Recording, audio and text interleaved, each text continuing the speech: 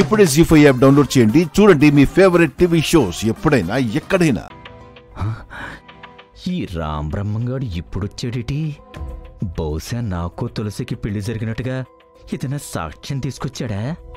అదే ఉంటుంది, లేకపోతే మళ్ళీ ఎందుకొత్తాడు?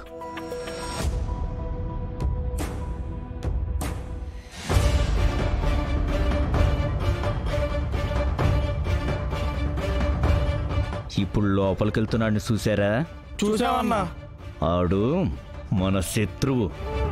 ఆడు గనక నోరు తెరిస్తే నా జీవితమే నాశనమైపోతుంది. నేను లోపలికెళ్ళి సాధ్యమైనంత వరకు వాడిని అక్కడే వేసేస్తాను. పొరపాటునాడు తప్పించుకొని బయటకొస్తే మీరాడిని కిడ్నాప్ చేసి ఊరవతలకి తీసుకెళ్ళి వేసేయండి. ఒకవేళ అదే కుదరకపోతే ఇక్కడే వేసేయండి. ఏం జరిగినా నేను చూసుకుంటాను. అలాగే అన్నా.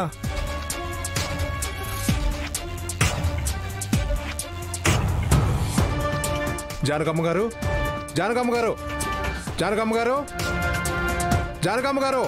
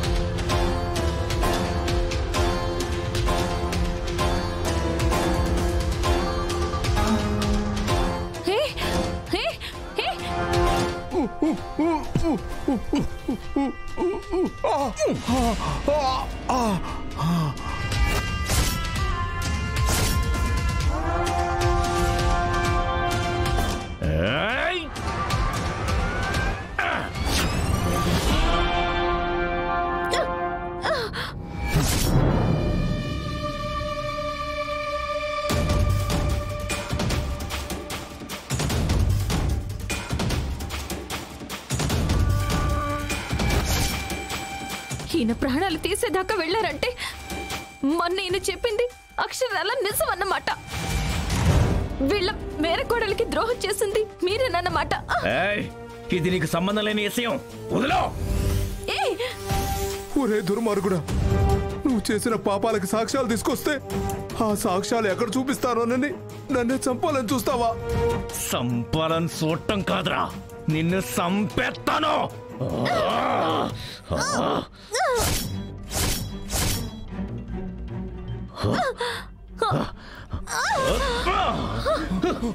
లేవండి, త్వరగా పదండి.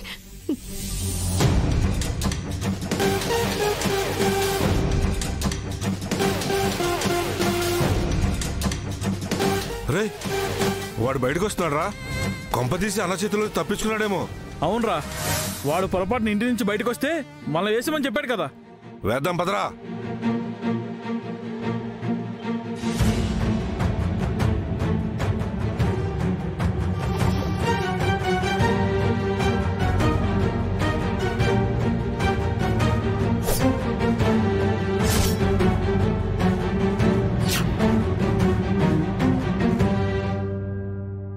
జానకమ్మ గారు, సుహాసిని గారు, జానకమ్మ గారు, అందరూ రండి. సుహాసిని గారు. ఏంట్రా, మా అన్న చేతిలో తప్పించుకుని బతికిపోయాను అనుకుంటున్నావారా? కానీ మా చేతిలో చావబోతున్నావురా. రేయ్, పట్టుకోండి రా, పట్టుకోండి. రేయ్,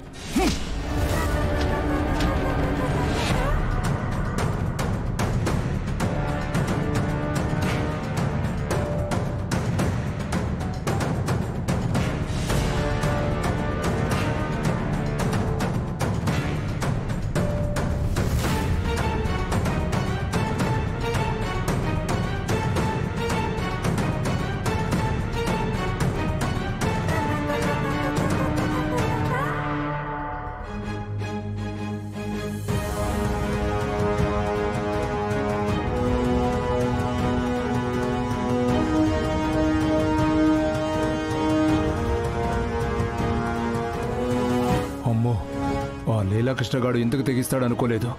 నా అదృష్టం కొద్దీ తప్పించుకున్నాను కాబట్టి సరిపోయింది. లేదంటే ఈరోజు వాడి చేతిలో చచ్చుండేవాణ్ణి. నాతో పాటే నా మేనకోడలకు ద్రోహం చేసింది ఆ లీలాకృష్ణ అని నిరూపించే సాక్ష్యం కూడా అంతమైపోయేది. నేను పోయినా పర్వాలేదు, సాక్ష్యం మాత్రం బతికే ఉండాలి. ఎప్పటికైనా సరే నా మేనకోడలికి ద్రోహం చేసింది ఓ లీలాకృష్ణ అని తెలియాలి, తెలిసి తీరాలి. అప్పటిదాకా ఈ సాక్ష్యం సజీవంగా ఉండాలి. ఏం చేయాలి, ఎక్కడ దాచాలి?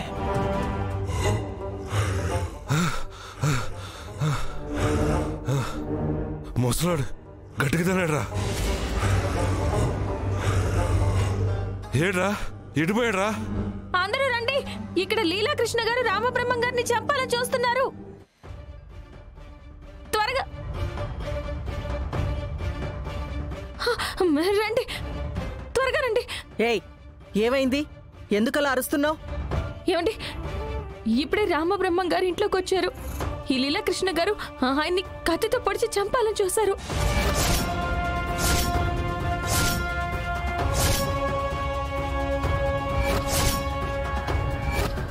ఏమండి, మైథిలి చెప్పేది నిజమా అండి? ఆయన మీరు చంపబోయారా? అంటే ఆయన చెప్తున్నట్టుగా ఆయన మేనకోడలికి ద్రోహం చేసింది మీరేనా? నర్మయ్,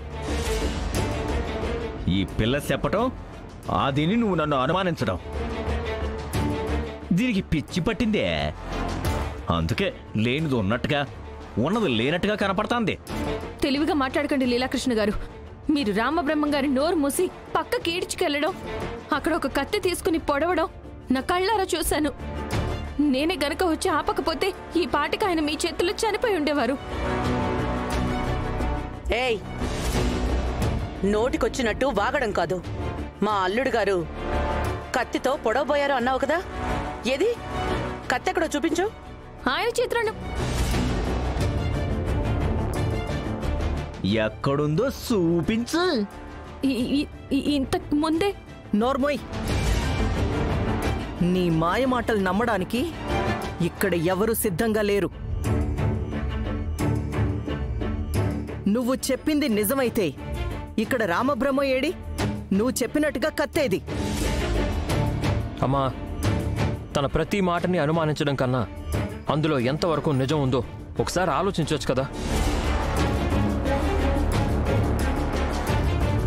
అంటే మావయ్య తప్పు చేశాడని నువ్వు కూడా నమ్ముతున్నావా నాన్న?